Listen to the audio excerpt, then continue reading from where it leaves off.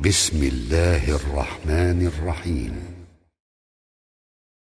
السلام عليكم ورحمة الله وبركاته.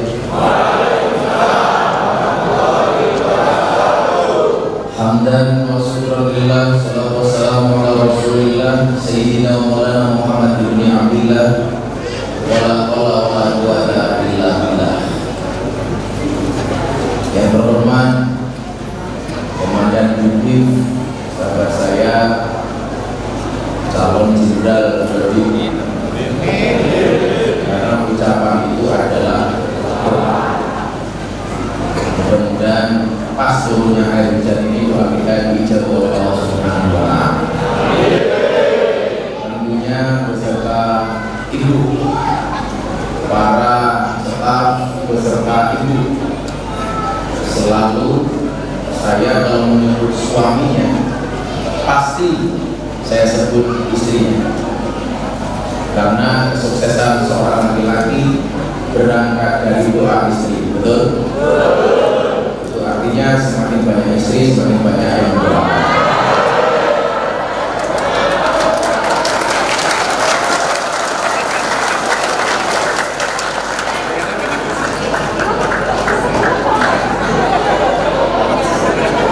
Sebelum saya teruskan, ibu-ibu coba saya mau tanya, Anda menjawab.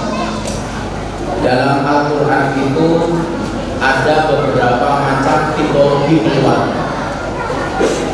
Nanti Anda pilih yang mana? Yang pertama, tipologi keluarga Nabi Nuh. Suaminya baik, istrinya jahat. Yang kedua, tipe keluarga Fir'aun. Suaminya jahat, istrinya baik. Yang ketiga, tipe keluarga Abu Lahab. Suaminya jahat, istrinya jahat. Atau yang keempat, tipe keluarga Ibrahim. Suaminya baik, istrinya baik. Ibu-ibu pilih yang mana? Ibrahim. Dan Anda tahu Ibrahim istrinya 2.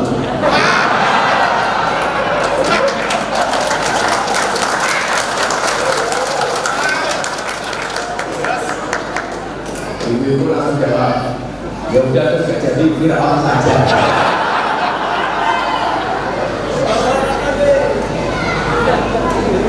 Seluruh tamu undangan, kawan-kawan saya dari TV, mungkin ada di sini, Pak Audi, ada Audi di sini, bukan yang Sumatera. Yang saya banggakan serta seluruh anggota TV yang berbahagia, khusus sahabat-sahabat saya Hadroh. Saya yakin untuk saya masuk surga Anda yang iringi. Tapi yang di surga saya kalau sama bidadari, kamu Hadroh banget. Gantian malam.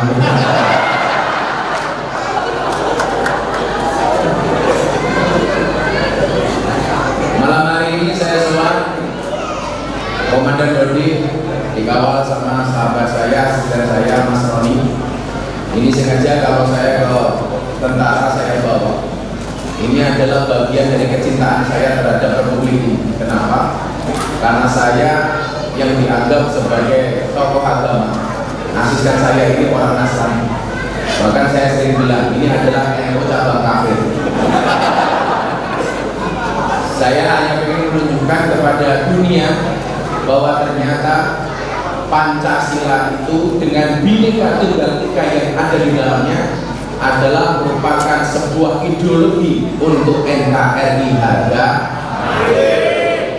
Jadi sebenarnya begitu, NKRI harga mati, janda bisa dicari. Bapak Ibu rahimahullah, satu saat ada seseorang yang datang ke rumah tukang potong rambut, minta supaya rambutnya dipotong.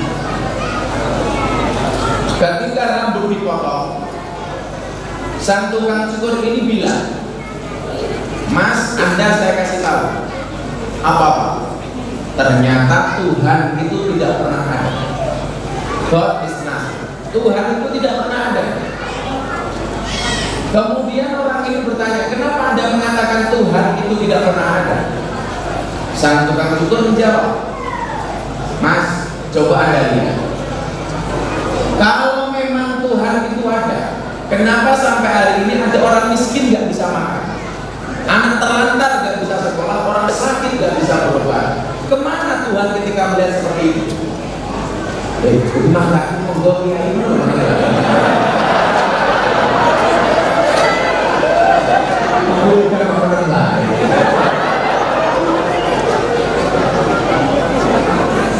tapi Pak Dodi harus tahu, cowok itu di mata cewek seperti gula di dalam kopi. Salah terus.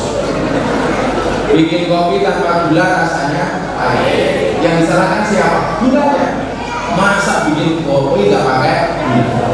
Begitu bikin kopi kemanisan. Yang disalahkan siapa? Tetap gula.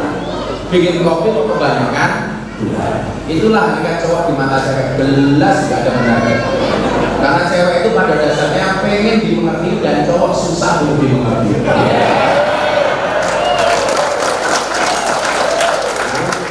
Kamu harus tahu, perempuan itu kalau disakiti nggak pernah lupa, tapi kalau menyakiti nggak pernah ingat. Jadi kalau Anda pengen tahu siapakah ahli sejarah sebenarnya, ahli sejarah sebenarnya adalah seorang perempuan. Kamu punya dosa 10 tahun yang lalu, hari ini kamu bertengkar dengan istrimu, tetap kayak gini. Wong ya tetap. Dia melu dulu. Biasanya jilbabnya pink.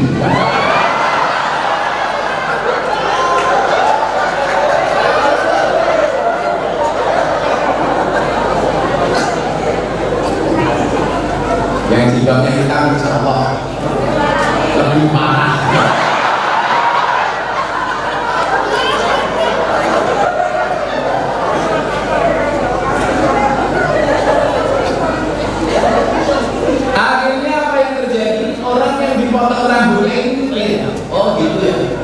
Ternyata Allah itu tidak ada. Buktinya apa? Banyak orang miskin nggak bisa makan, anak terlantar nggak bisa sekolah, orang sakit nggak bisa berobat. Berarti Tuhan itu tidak pernah ada. Begitu rambutnya selesai dipotong, orang ini mikir, masa sih Tuhan nggak ada? Begitu dia mau pulang buka pintu, Allah langsung kasih jawaban. Apa jawabannya? Di depan rumah tukang potong rambut ada orang gila yang rambutnya gondrong gimbal acak-acak. Anda jangan bilang persis kayak Gus Miftah.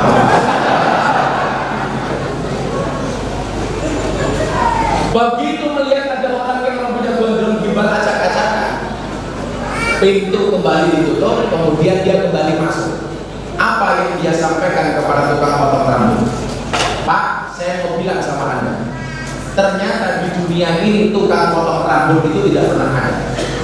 Buktinya apa, Mas? Coba Anda lihat di depan rumah Bapak. Kalau memang tukang potong rambut itu ada, kenapa sampai hari ini masih ada orang yang rambutnya gondrong gimbal acak-acakan? Kemana tukang potong rambut? Begitu mendengar jawaban ini, pernyataan ini, apa jawaban tukang cukur? Yang mengatakan, hei Mas, kalau hari ini ada orang yang rambutnya gondrong gimbal acak-acakan, bukan berarti tukang cukur itu tidak ada, tapi salah mereka kenapa tidak mau datang ke rumahnya tukang cukur untuk saya potongkan rambutnya. Dijawab sama orang yang luar biasa itu, sama Pak, kalau hari ini ada orang miskin gak bisa makan, anak terlantar gak bisa sekolah, orang sakit gak bisa berobat, bukan berarti Allah itu tidak ada, tapi salah mereka kenapa tidak mau datang kepada Allah Subhanahu wa Ta'ala. Artinya apa? Kita itu sering kalau lagi senang lupa Allah, kalau lagi susah baru ingat Allah. Maka saya sering mengatakan apa? Jangan pernah Allah itu kamu posisikan seperti ambulan, hanya kamu hubungi ketika darurat saja. Kalau darurat baru nangis. Begitu berada pindah ke kampung halaman, tugasnya dumone tenanan. Ya Allah. Wong ya tahu gitu.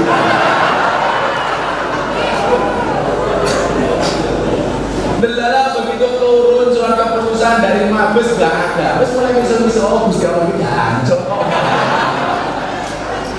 Ini menjadi sebuah persoalan. Disinilah kemudian butuh apa yang namanya istiqomah. Makanya amal itu salah satu syaratnya untuk diterima oleh Allah harus adanya apa yang dinamakan istiqomah. Istiqomah itu apa? Istiqomah itu artinya to be continuous, terus menerus. Kata orang Jawa lumintu, itu namanya istiqomah. Kenapa Gus istiqomah kok berat? Iya, istiqomah itu pasti berat. Kenapa? Karena kalau ringan namanya istirahat. Makanya coba anda bayangkan, anda renungkan, yang paling berat amal itu istiqomah. Contoh begini, ada hadis yang mengatakan begini, perempuan itu masuk surganya sama laki-laki lebih gampang perempuan. Wallah, pintu surga perempuan itu jauh lebih luas daripada laki-laki. Tapi kenapa kok isinya neraka itu paling banyak perempuan? Jelas karena jumlah perempuan jauh lebih banyak daripada laki-laki. Anda nggak bisa protes. Perempuan itu kenapa banyak masuk neraka? Isi neraka paling banyak perempuan karena jumlah perempuan itu jauh lebih banyak daripada laki-laki. Dan itu pula alasan kenapa suami boleh poligami. Modus. Tapi saya selalu bilang sama istri saya, kalau kamu jangan khawatir, saya ini suami setia. Karena saya punya prinsip bahwa laki yang hebat bukan laki yang mencintai banyak wanita, tetapi mencintai satu wanita dengan banyak cara.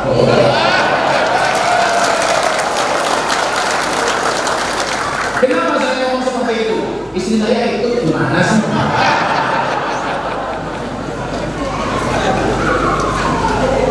Barangkali seruangan ini kan, yang kalau ketemu istri guyon 24 jam, paling cuma saya sama istri saya.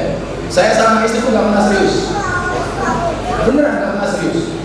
Ya karena saya berharap apa? Keluarga itu kadang-kadang terlalu sepadan. Karena suami istri itu terlalu formalitas. Saya suami sebagai imam, perempuan makmum harus hormat kepada imam. Yolah imamnya pantas untuk dihormati. Laki-laki bosok.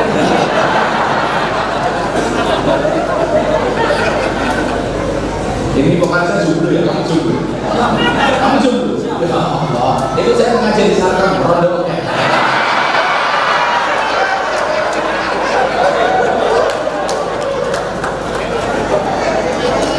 Santai kan? Allah itu menciptakan manusia berpasang-pasangan, betul? Itu artinya kalau kamu tidak punya pasangan, jelas kamu bukan manusia.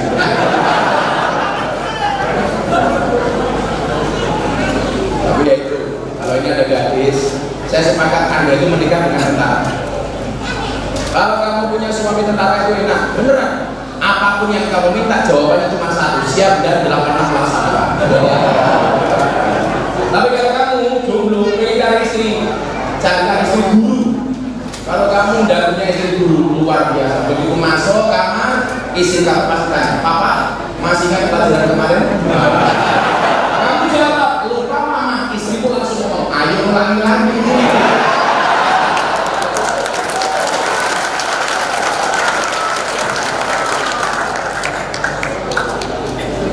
Umurnya berapa kan di sini? 20. Orang itu tua biasa.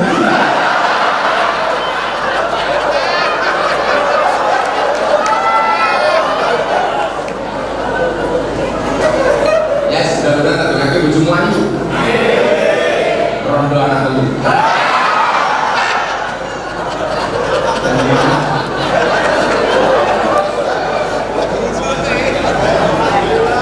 Ya kalau kamu besok nikah dengan janda, kamu harus bangga.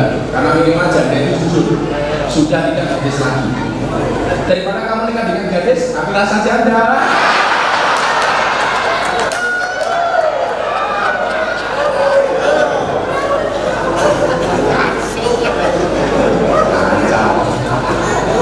Soalnya saya izin komandan Dodi tadi, semacam-macam boleh ngaji seneng kan? Karena udah kekayaan sepanang. Apalagi kamu yang punya istri di rumah, kok penuh itu puji bapak itu.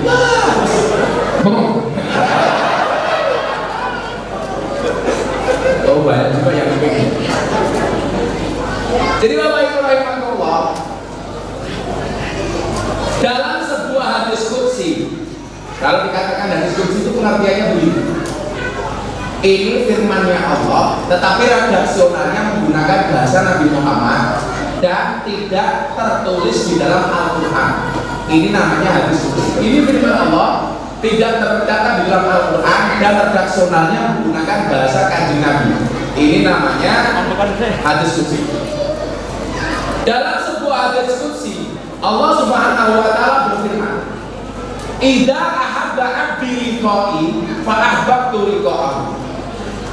Ketika seorang hamba itu cinta ketemu dengan aku, maka aku cinta ketemu dengan hamba.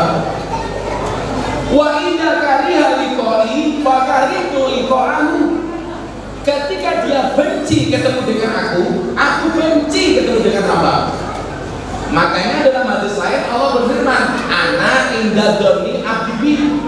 Aku itu sesuai dengan prasangka hamba. Hambaku mendekat, aku mendekat. Hambaku menjauh, aku menjauh.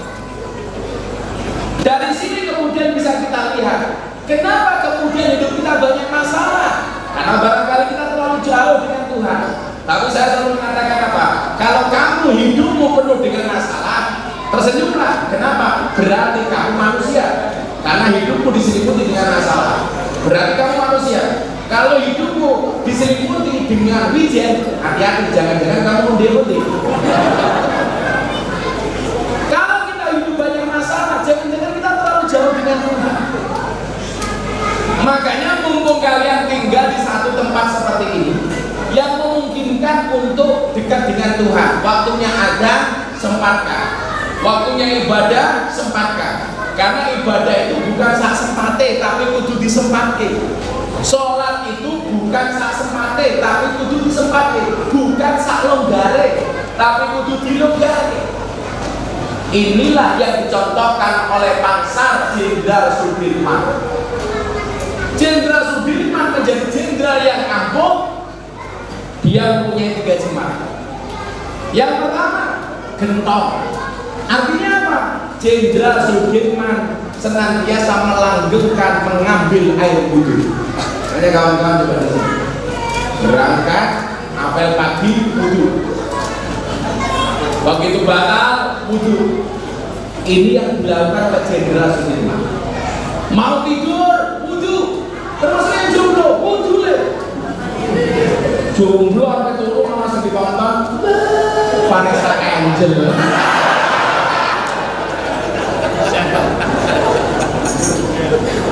Yang ditonton 19 detik Brusel.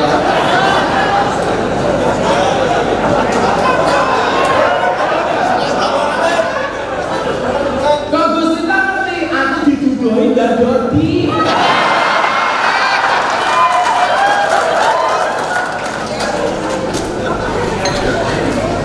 Coba Anda renungkan, ketika Anda mau tidur itu doanya apa sih?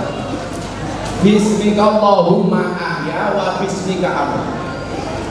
Dengan menyebut namamu ya Allah aku hidup, dan dengan menyebut namamu ya Allah aku mati. Artinya apa? Begitu Anda itu terbalik di atas tempat tidur, itu sama halnya Anda sudah siap-siap untuk mati. Kenapa? Karena tidur itu adalah mati sementara, dan mati itu adalah tidur selama-lamanya. Ini begitu kamu tertidur, ini siap-siap, karena nggak ada yang bisa menjamin kamu bangun kecuali Allah. Tapi lucunya apa? Banyak orang bermaksiat justru tatkala mau tidur. Coba Anda renungkan. Maka kenapa kemudian dalam konteks suami istri, Rasulullah mengatakan apa? Tidak akan pernah ditemani tidur seorang suami oleh malaikat manakala sampai tidurnya tidak mau minta maaf kepada istrinya. Saya mau tanya sama ibu-ibu, suamimu kalau mau tidur minta maaf apa tidak?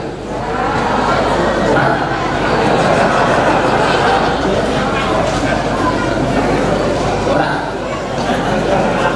Apa bedanya mantan anyar kalau mantan lawas?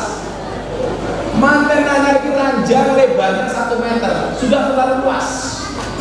Tapi kalau mantan lawas, ranjang ukuran 5 meter, terlalu sempit. Turun ukuran bokong. Padahal kata Rasulullah apa? Tidak akan ditemani tidur seorang suami oleh malaikat sebelum sebelum tidur dia minta maaf sama istrinya. Harusnya Beb, minta maaf. Saya biasa pulang ngaji, istri saya tidur, saya cium keningnya, tolong saya dimaafkan. Apa orang saya gak gagas, karena dia sudah tidur.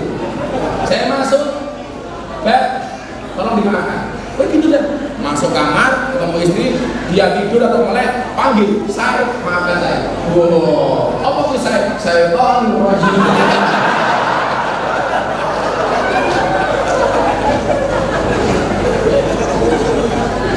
Teman-teman hawa kiri, jangan kamu balik. Kalau saya banter itu dulu orang kenal pakai motormu, tapi juga canggung kamu bojomu. Woi, jangan ngobrol.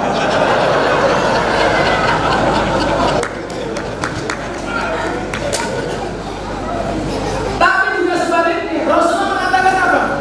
Tidak akan pernah ditemani tidur seorang istri oleh malaikat kalau sampai tidurnya dia tidak memaafkan suaminya. Jadi kalau mau tidur, walaupun suamimu belum hadir karena tugas negara, kamu bilang, ya Allah, saya maafkan semua kesalahan suami saya. Makanya saya pesan sama ibu-ibu, kalau mau tidur, please bukalah dada lebar-lebar. Orang kok gini, ngapurong loh malah gini. Saling memaafkan. Karena apa? Berangkat dari sinilah kemudian ridho Tuhan itu akan turun. Makanya coba Anda introspeksi, kenapa sih pangkat jabatan saya tertunda? Kenapa sih karir saya tidak mulus? Perbaiki dulu hubungan keluarga kalian. Jangan-jangan saya punya masalah dengan istri saya. Jangan-jangan saya sebagai seorang istri tidak support sama suami saya. Kan saya selalu mengatakan apa? Di balik lelaki yang kuat ada istri yang hebat, betul?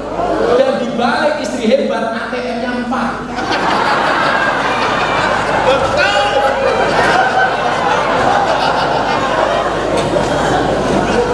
Orang gelem ganti apa jadi dihormati mbahmu. Tapi ini teori di musim pandemi hati-hati. Ternyata penyebaran corona salah satunya melalui uang. Makanya kalau para suami cinta sama istrinya, tolong jangan beri istrinya uang. Setuju?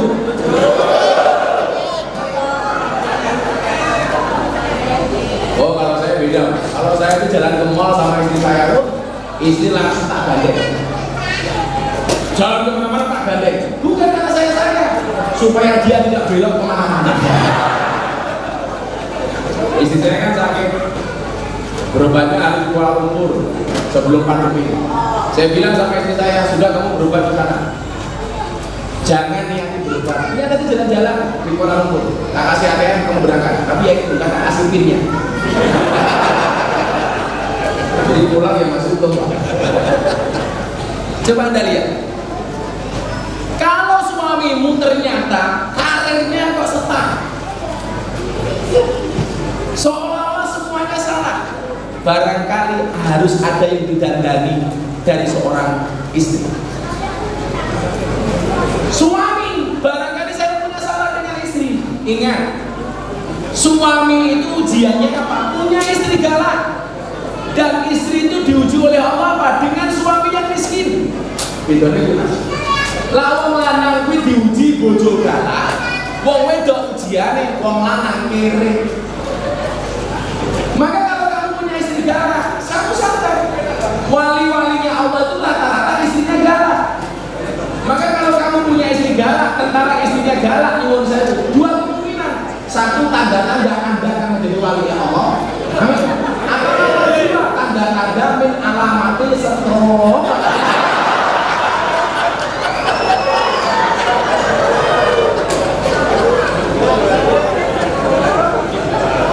Ujian sabar wong lanang bojo galak. Ujian sabarane wong wedok iki bojo lanang kere. Itu saja. Kalau orang-orang hebat rata-rata istrinya galak. Coba Umar bin Khattab. Itu setan saja takut. Sampai kalau mau masuk rumah ditulisin Umar Al-Faruq supaya setan tidak masuk rumah. Karena setan takut dengan Umar. Tapi dengan istrinya ya galak. Suatu ketika ada orang datang ke rumahnya Umar ketika menjadi presiden, mau curhat gara-gara istrinya galak. Begitu masuk halaman rumahnya Umar, ternyata Umar lagi dionek-onek karo bojone. Begitu dia mau tinggal, balik gak jadi. Umar lihat, kenapa kamu gak jadi masuk? Mohon maaf Umar, saya sudah ketemu jawabannya.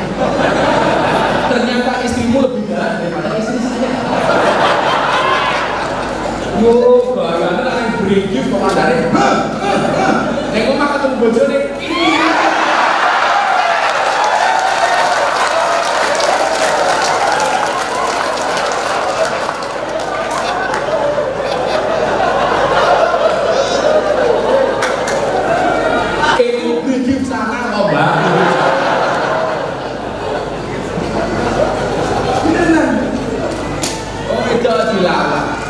tapi saya kasih semangat untuk para suami. Kalau ada suami punya istri galak, saya pastikan besok di akhirat siksanya akan dikurangi oleh Allah. Suami-suami yang punya istri galak, yakinlah besok di akhirat siksanya akan dikurangi oleh Allah. Kenapa? Karena selama di dunia sudah sangat tersiksa.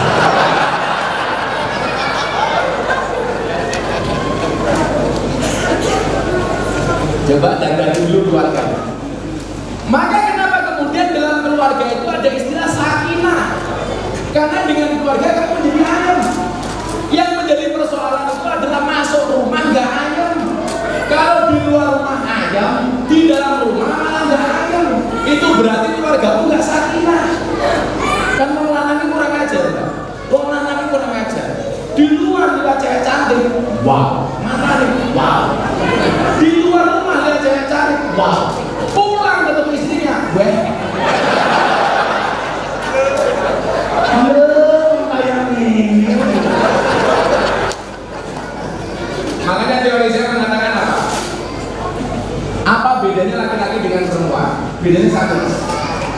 Perempuan itu kalau menangis, yang ditutup mulutnya. Laki-laki kalau menangis yang ditutup matanya. Kenapa perempuan kalau menangis ditutup mulutnya? Karena perempuan sadar dosa paling banyak dari perempuan berawal dari mulut. Orang mau cerita orang lanang iso ngalahke wong wedok soal cangkeman. Orang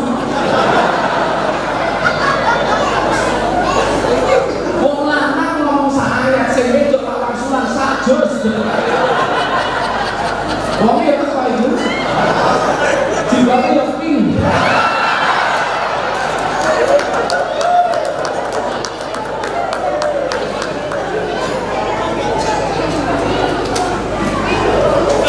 Sing dipakai bisa salah kostum. Silakan Bu kalau mau ganti jilbab dulu.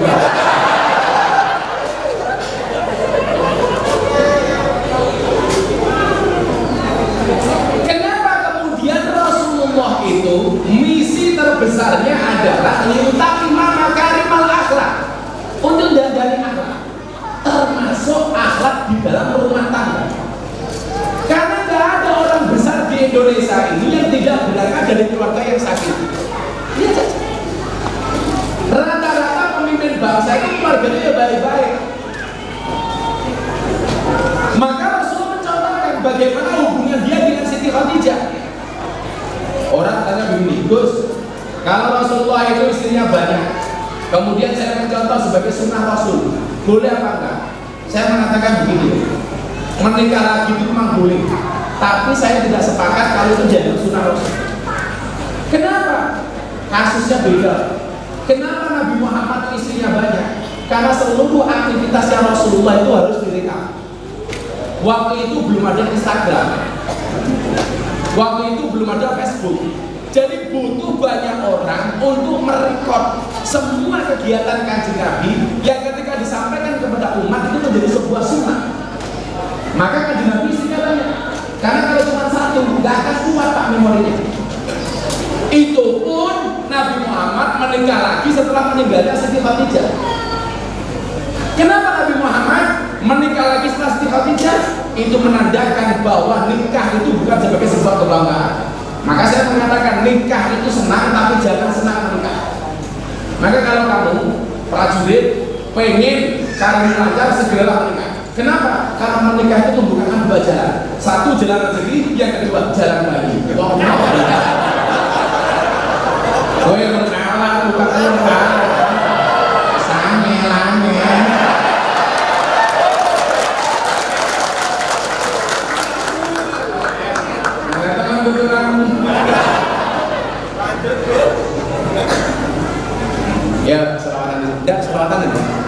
prajurit itu jatuh apa kan seneng. Ayo siap-siap tabur. Wong mengahi ini kok. Nah, kita terus ya. Sesuai dengan tema kita pada hari ini kepedulian. Ya mudah-mudahan teman-teman hari ini tahun ini lebih datang ke sini atas nama kepedulian. Pulang ke kantor ini. Apa usaha lo dan ini.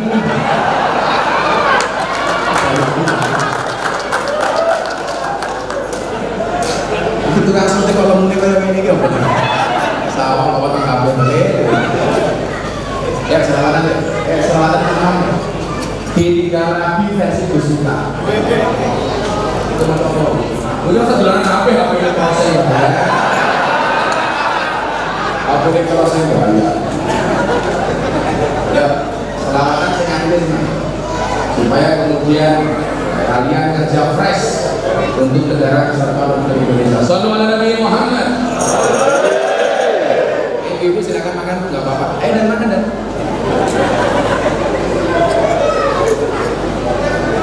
Pokoknya Pak Dodi sama istrinya cintanya seperti kamera. Fokusnya hanya ke kamu, yang lain ngeblur.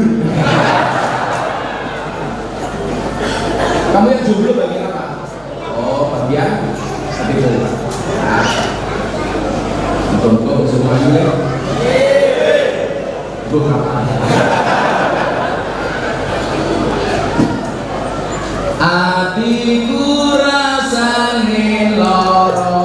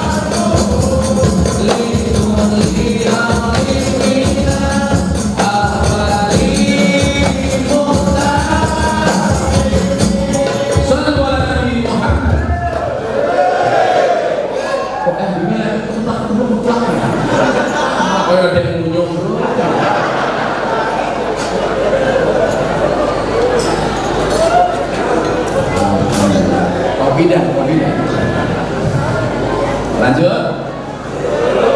Izin kan jam berapa dah? Jam 8. Oh, sudah jam 9 dah. Jam 9. Jam 1. Ini kamu turun ngaco.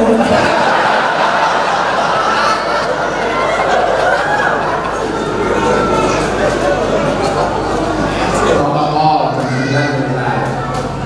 Pokoknya melu aturan pemerintah ikut 4M. Menggunakan masker, mencuci tangan, menjaga jarak, dan yang keempat menaati protokol.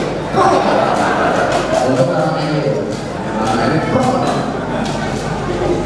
1. Ilmunya Jenderal Sudirman ikhlas. Ilmu dengan saya wudhu menjaga ilmu. Maka sebenarnya ajaran untuk cuci tangan supaya tidak kena COVID itu ajaran Islam. An-nadzafatu minal iman. Kebersihan itu sebagian dari iman. Maka kalau kemudian ini kita lakukan wudu setiap saat, pasti luar biasa. Insya Allah jauh dari penyakit. Amin. Yang kedua, apa ilmunya Jenderal Sudirman? Sholat tepat waktu. Salah satu suara yang paling dirindukan oleh Jenderal Sudirman itu adalah suara azan. Makanya ketika beliau sakit, berangkat gerilya, digotong dengan tandu, tetap saja beliau melakukan sholat 5 waktu tepat. Kenapa? Karena semakin kita disiplin melaksanakan perintah Tuhan, maka Tuhan akan semakin disiplin memberikan hak kita. Saya pernah bertanya begini, kenapa Arab Saudi itu negara yang sebenarnya tidak lebih kaya daripada Indonesia, tapi kenyataannya lebih makmur daripada Indonesia? Coba Anda lihat. Saya doakan semua yang hadir minimal bisa umroh dan haji. Lama kami kok ya angkat. Udah gajimu potong ini daftar haji. Bu, umpamanya saya jomblo jadi sama dulu. Subagi, boleh lari masuk bu. Oh pasar ya. Masuk bu.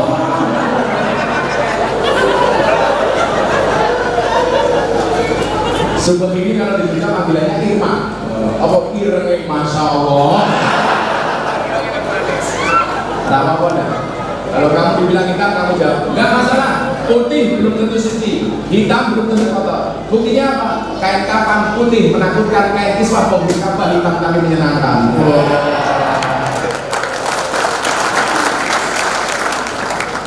Dengar ya, guys.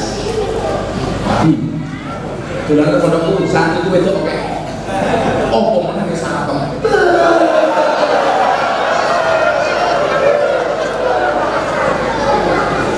Dulu kalau saya zaman kuliah dulu kalau ngaji di Solo ini di RRI.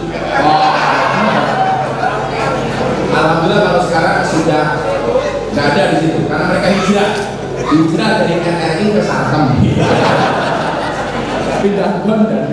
Dulu RRI dan kalau saya itu tempat lokalisasi di mana-mana, ya beresnya Roni, karena dia tamu reguler. Saya alhamdulillah beberapa tempat yang saya datangi sudah tutup. Doli, tutup. Sunan Kuning, tutup. Yang saya datang lagi Semampir, ini tutup. Kemudian Nganjuk itu mana? Nganjuk itu. Ini. Guyangan.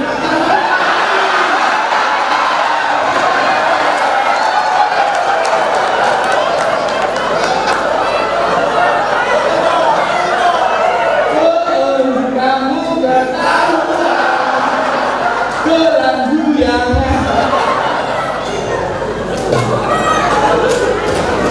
Keramat juga Jakarta yang masih belum tutup sampai sekarang dan belum tahu sampai kapan.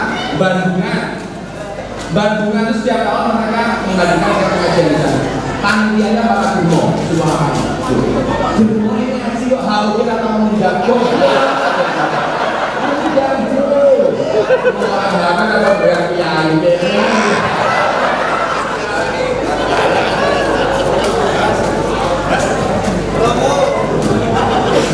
benar. Dan alhamdulillah mereka kan sini kayak kemarin 3 hari yang lalu saya kasih ngaji di sana. Kemudian hari ini saya diserang habis-habisan, katanya Gus Miftah pecinta londe. Ya, saya senang dengan londe. Bagaimana saya tidak senang? Ketika saya ngaji mereka nangis ingat dosa. Ketika berdoa air matanya bertetesan ingat dosa. Mereka menyiapkan waktunya 2 jam tutup. Kalau saya ngaji peraturannya 1. Semua kamar, semua aktivitas berhenti pengajian. Makanya sama enggak saya rasa. Begitu saya ngaji ada yang nangis, pamitan, Bang saya mau pulang, saya nggak akan berhenti di sini lagi. Begitu saya ngaji ada orang datang, Bang tolong saya tuntut masuk sini. Nah ternyata bahasa itu kemudian dipotong, videonya diposting, judulnya apa? Gus Miftah senang dengan londe. Saya jawab ya, saya senang. Padahal saya belum pernah mengatakan mereka, memanggil mereka di hadapan mereka dengan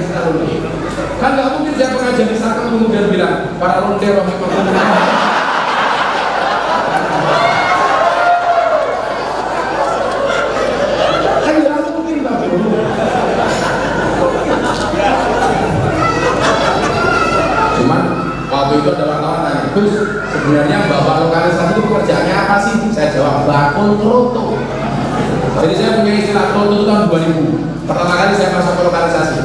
Jadi tetangga kos saya di masjid itu orangnya cantik, setiap hari pakai cat dan HP-nya baru, motornya baru. Nah pas mampir di depan masjid, saya tanya, Bapak mau apa ya? Enggak. Bapak mau pejabat? Enggak. Kok tiap hari baju kamu baru, motor kamu baru? Iya Gus, saya jualan. Gue dodol kroto. Aku mau mendodol kroto kok iso sugih. Lah di selatan alun-alun Jogja itu ada pasar Ngasem, pasar Manuk. Saya tanya sama Bapak Manuk, aku duwe tangga, dodol kroto kok iso sugih. Kroto kuwi apa? Bakule manuk jawab. Oh walah Gus, kroto niku pakan manuk.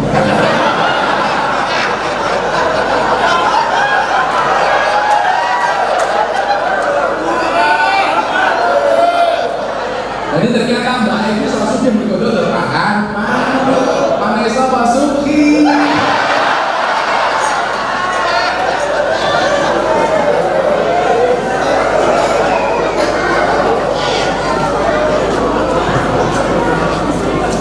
Janganlah kita menghinakan siapapun, mereka itu orang-orang luar biasa. Maka kalau kemudian disangka sudah berjalan 20 tahun itu, ya luar biasa. Kenapa nggak tertutup Gus? Saya punya